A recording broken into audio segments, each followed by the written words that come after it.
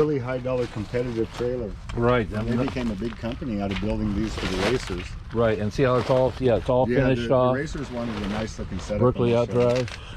Yeah, this is, they normally, Hondos came with jacuzzi jets, without fail. Okay. However, the competition commission boats came with all manner of things, and this is the most successful rough water racing hull ever invented. They still use it today. It still holds all the records today. Probably 98 to 99% of the surviving Hondos in this configuration, in this 17-foot, have been converted to V drive. Okay. Okay. So has this been capped? I don't know. Where the top and bottom has been sealed off? So because this. Yes, and the bulkhead. This is a T-deck racer, so the idea is that you didn't break when the boat broke and then flipped. Right.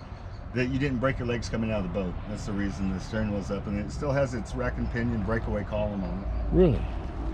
So is this for sale also?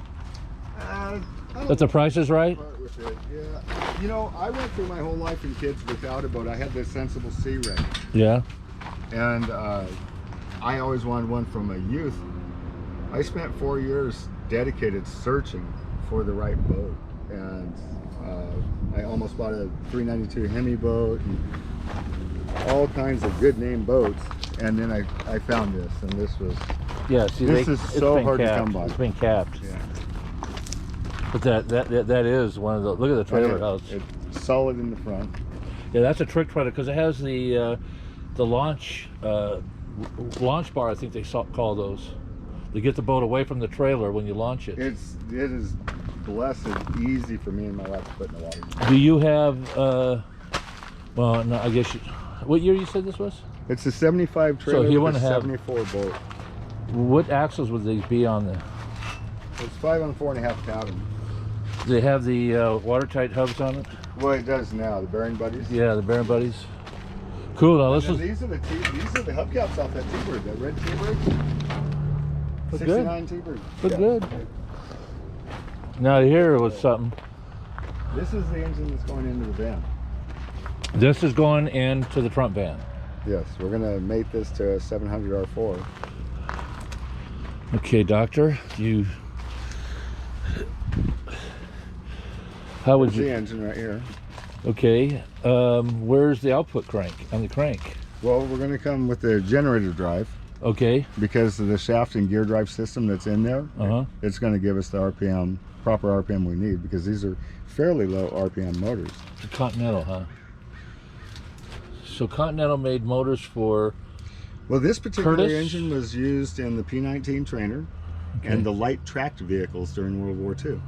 Like that would be the. This particular engine spent its entire life in Napa, California, on a 60-foot pole. For when they ran the smudge pots for frost and disrupted the air across the fields. Right. And so this has always run on propane its whole life, and we're going to put it on propane in the van. Should be pretty clean in the cylinders if you pop. Beautiful. Yeah. This is nice. I love airplane engines. 9-cylinder? 7. Seven Radial. This is moderate enough. The 9 is just a whole. Yeah, I was going to say that looks. This will fit by like 5/8 of an inch, here and there and everywhere in the back of that van at the back doors. So I'm going to run the engine in it backwards, just like the van's running right now. So this is going to be in the back doors, this big aluminum fan. Now where's the output though that you go to the transmission? Right here. That just that little part right there? Yeah, well, it's much bigger than it looks in this position. Okay. The shaft is much bigger. Okay, so it's much heavier, dude. And that will drive just off a. It runs. There's a big sun gear. It runs off of the sun gear. And that's a starter. This is the starter.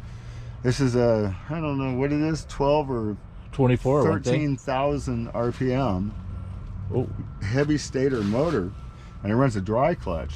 And what you do is you shove in really hard once you've come up to RPM with the starter, and it's screaming fast instead of just screaming.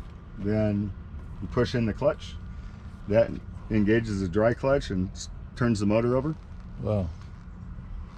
And then once the motor starts, you just turn the starter motor off again. Yeah, big industrial switch block there. Man, it must be some amps right there. We use that for 480.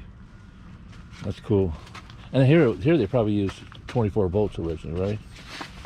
Like they did on the military. I'm sure, probably redundant. Yeah. That is cool. That would be cool. That takes the van to the front van to another level. Best use for a Traeger cover ever. Traeger. What's a Traeger? The barbecue. Oh yeah. That's what it is. Damn, Shawn. And okay, there was one other thing. You got some Jeeps. You got a Willys over there. Well, the Willys is the neighbors. That's a sad story. What happens for people in life. Yeah. The week that he got that out of the shop, finally finished 100% authentic restoration on that Willys, the fires came through. Oh, it got burnt and his insurance company wouldn't cover it, and so he got upset and put it in the very back of his property, and so he wouldn't have to look at it. So I see. So it's yard art for me. Is there somebody living in that caboose? No, but it is a mother-in-law house. Perfect. And it's a real caboose. All its trucks. All it needed was the train tracks to take him out of here, huh? And this is your safe boat, right? This is actually a customer boat that we were putting your 410 Sprint motor in. A sleeper boat. Right through the prop. Right here. They'll never see it coming. Now this is a morphodite. This is a coupe turned into a pickup? Sedan turned into a pickup. Sedan turned into a pickup. And you can look inside 33. and see the quarter window openings are still in place. 33, right? 33. Frame looks pretty good. The metal on this car is exquisite. Frame looks really good. And it's the chassis underneath is beautiful. Was the chassis Swiss cheese from the factory? Yes. Wow. The extent of the rest is actually showing just in this cross number, and that's pretty much it for the car. God, I love the front end on these. This has got a damn, I love the front end too, which is not my flavor. I think I'd stick it on straight. Yeah, it's sticking out too much. But I love the front end. It's a good project for someone. The chrome work and grill work and start and everything is well worth the asking price. Okay. And those look, no, those aren't Ansons either. Those are US. No. Those are US I with think those are appliance. See, they have they have the recessed pocket for the. Yeah. Okay. For the lugs. For the lugs. I think appliance did that. Yeah. But man alive, somebody did some metal work and Bondo. Yeah, and it needs to be stripped off and done back right. But the real car exists. Yep. And it's on a clean 33 title. Yep. Is that the factory GM tilt column? Oh, new. The old guys are always trying to save money. They don't want to buy a new column. Right. So. Right. Anyways, that's a fiberglass front end. No, it's still. This here is made up. I think he made. I don't remember. It looks like a lot of Bondo. No, actually, these are. I can't remember if this is highly repaired, original, or what. It's been a while since I really looked inside of here. No, it's steel. This is steel? Yes, sir. Yeah, somebody got some work done on this. No, original steel fenders and the inner liners. And then there's some hack job filler work going on. It all needs to be taken. Yeah. But if you look from the inside, it's all proper. This here, I hate it when they put the undercoating in. Oh yeah, shit, that's a bear to get out. You gotta get a torch to get it out. This one looks to have a lot more repairs than the other one. And then the rear fenders. Yeah, front end. I just love the front ends on 33s. 67? This is a 66. Remember the block? Okay. And this probably came with a 283.